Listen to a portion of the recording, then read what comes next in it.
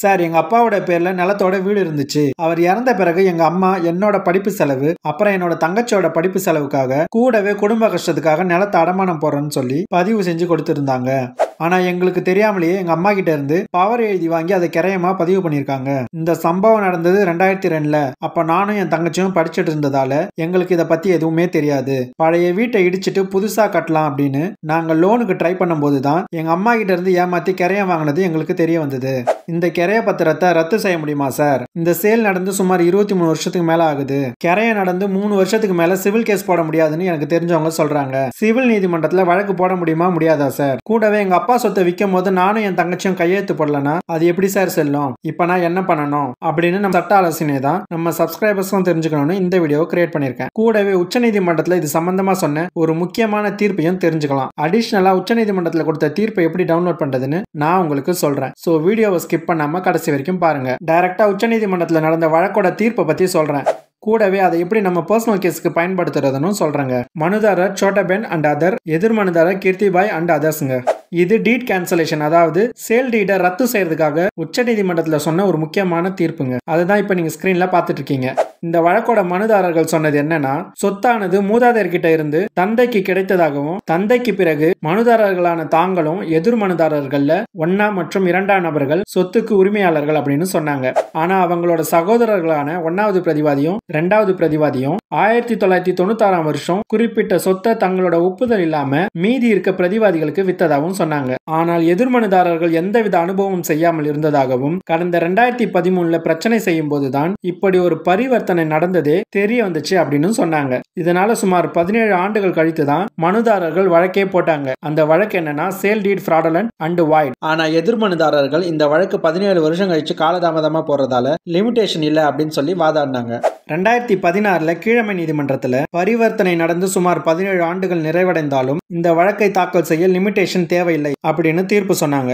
இதுல இருந்து நீங்க தெரிஞ்சுக்க வேண்டியது என்னன்னா, ஒரு குறிப்பிட்ட சொத்து போலியாக பத்திரப்பதிவு அல்லது ஏமாற்றி பத்திரப்பதிவு செய்யப்பட்டிருந்தால் இந்த பத்திரப்பதிவு நடைபெற்றதிலிருந்து 3 ஆண்டுகள் மட்டுமே லிமிடேஷன் அப்படின்றது கிடையாதுங்க. குறிப்பிட்ட நபருக்கு பரிவர்த்தனை நடந்தது தெரிந்த நாள் முதல் தான் அடுத்த 3 ஆண்டுகள் வரைக்கும் லிமிடேஷன் இருக்குங்க. அதனால எத்தனை வருஷத்துக்கு முன்னாடி பத்திரப்பதிவு நடந்திருந்தாலும் சரி, உங்களுக்கு அது இப்பதான் தெரிய வந்ததுன்னா நீங்க கட்டாயமா சிவில் நீதிமன்றத்தை நாடி வழக்கு போட முடியும். லிமிடேஷனை சொல்லி அதை தடை செய்ய முடியாதுங்க. கீழமை நீதிமன்றத்தில் லிமிடேஷன் இதற்கு செல்லும் அப்படின்னு தீர்ப்பு அளிச்சதை எதிர்த்து பிரதிவாதிகள் முதல் மேல்முறையீடு செஞ்சாங்க. 2017ல குஜராத் உயர்நீதிமன்றத்துல இந்த வழக்குல சொன்னது என்னன்னா, வழக்கு சுமார் 17 வருடம் காலதாமதம், அதனால் லிமிடேஷன் சட்டப்படி தடை அப்படின்னு சொல்லி கீழமை நீதிமன்றம் கொடுத்த தீர்ப்பை ரத்து செஞ்சாங்க. என்னடா ரத்து செஞ்சுட்டாங்களேன்னு யோசிக்காதீங்க, நமக்கு தான் இருக்காரே உச்சநீதிமன்றம். இதனால மனுதாரர்கள் உச்சநீதிமன்றத்துல மேல்முறையீடு தாக்கல் செஞ்சாங்க. உச்சநீதிமன்றத்தில் நீதிபதிகள் சொன்னது என்னன்னா, வழக்கு மனுவை முழுமையாக படித்து அதன் உள்ளே குறிப்பிட்டுள்ள குற்றச்சாட்டுகளை பார்க்க வேண்டும். எதிர் மனுதாரர்கள் லிமிடேஷன் இல்ல அப்படின்னு சொல்ற வாதங்களை வச்சு மட்டுமே லிமிடேஷனை முடிவு செய்யறது அப்படின்றது தவறு அப்படின்னு சொன்னாங்க. உச்சநீதிமன்றத்துல மனுதாரர் சொன்னது என்னன்னா, சொத்து பரிவர்த்தனை நடந்தது 2012ல தான் தெரிய வந்ததுன்னு சொன்னாங்க. மேலும் மனுதாரர்கள் அந்த சேல் டீடில் எங்களது கையொப்பம் போலவே தம்ப் இம்ப்ரெஷன் போலியாக வைத்துள்ளார்கள் மற்றும் மோசடி அப்படின்னு சொன்னாங்க. கூடவே இப்ப நீங்க ஸ்கிரீன்ல பாக்குற உச்சநீதிமன்றத்தோட பழைய தீர்ப்புகளை மேற்கோள் காட்டினாங்க. இந்த தீர்ப்புகளில் கூறப்பட்டது என்னன்னா, ஆர்டர் 7 ரூல் 11D படி விண்ணப்பம் தீர்மானிக்கும் போது பிளைண்ட் உள்ளடக்கம் தான் முக்கியம், எதிர் மனுதாரர்களின் வாதங்கள் பொருந்தாது அப்படின்னு எடுத்து சொன்னாங்க. 2 தரப்பு வாதங்களையும் கேட்டுட்டு உச்சநீதிமன்ற நீதிபதிகள் கொடுத்த தீர்ப்பு இதுதாங்க. குஜராத் உயர்நீதிமன்றம் தவறு செய்துள்ளது. அது அனுமானங்கள் மற்றும் சந்தேகங்கள் அடிப்படையில் தீர்ப்பு வழங்கியுள்ளது. ட்ரையல் கோர்ட் சரியானது. இது ஒரு ட்ரையபிள் இஷ்யூஸ், எனவே வழக்கை முழுமையாக விசாரிக்க வேண்டும். இதனால ஹைகோர்ட்டோட தீர்ப்பு ரத்து செஞ்சாங்க. கூடவே தொடர் விசாரணைக்காக வழக்கு திரும்பவும் ட்ரையல் கோர்ட்டுக்கு அனுப்பப்பட்டதுங்க. இதுல இருந்து நீங்க தெரிஞ்சுக்க வேண்டியது இதுதாங்க.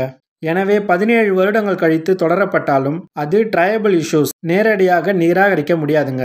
கூடவே நம்ம சப்ஸ்கிரைபர் கேட்டிருந்த மாதிரி அவரோட அப்பாவோட சொத்து அவர் இறப்புக்கு பிறகு மனைவி, மகள், மகன் அப்படின்னு அவரோட முதல்நிலை வாரிசுகளான அனைவருக்கும் சமமான பங்கு சட்டப்படி கிடைக்குங்க.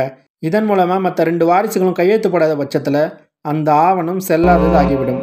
மேலும் மார்கேஜ் அப்படின்னு சொல்லி அந்த நிலத்தை பவர் மூலமா கிரயம் செய்து ஏமாற்றி இருந்தால் அந்த ஆவணத்தை ரத்து செய்ய சொல்லி நீதிமன்றத்தில் முறையிட முடியும். முக்கியமா லிமிடேஷன் அப்படின்றது பரிவர்த்தனை நடந்த தேதியிலிருந்து தொடங்குவதில்லை, பரிவர்த்தனை பற்றி அறிந்த தேதியிலிருந்து தான் தொடங்குகிறது அப்படின்னு நீதிமன்ற தீர்ப்புகளும் உங்களுக்கு பயனுள்ளதா இருக்கும்னு நான் நம்புறேங்க.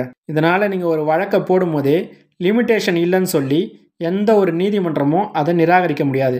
அப்படி நிராகரிச்சா இந்த ஆர்டர் காப்பியை நீங்கள் காட்டலாம். இந்த ஆர்டர் காப்பி உங்களுக்கு தேவைப்படும் நீங்கள் நினச்சிங்கன்னா கமெண்ட்டில் ஆர்டர் காப்பின்னு டைப் பண்ணுங்கள். நான் உங்களுக்கு சென்ட் பண்ணி வைக்கிறேன். இந்த லீகல் இன்ஃபர்மேஷன் உங்களுக்கு பிடிச்சிருந்தாலும் புரிஞ்சிருந்தாலும் ஒரு லைக் பண்ணுங்கள். லைக் பண்ண பிறகு பக்கத்தில் ஹைப் பண்ணுற ஆப்ஷன் காட்டினா அதை கிளிக் பண்ணுங்கள். அப்போ தான் உங்களை மாதிரி இந்த வீடியோ யாருக்கெல்லாம் தேவைப்படுமோ அவங்களுக்கு யூடியூபே சஜஸ்ட் பண்ணுங்க. இந்த மாதிரி லீகல் இன்ஃபர்மேஷன் தெரிஞ்சுக்க நம்ம சேனலை சப்ஸ்கிரைப் பண்ணிக்கோங்க. கூடவே பக்கத்தில் இருக்க பெல் ஐக்கானை கிளிக் பண்ணி வச்சுக்கோங்க.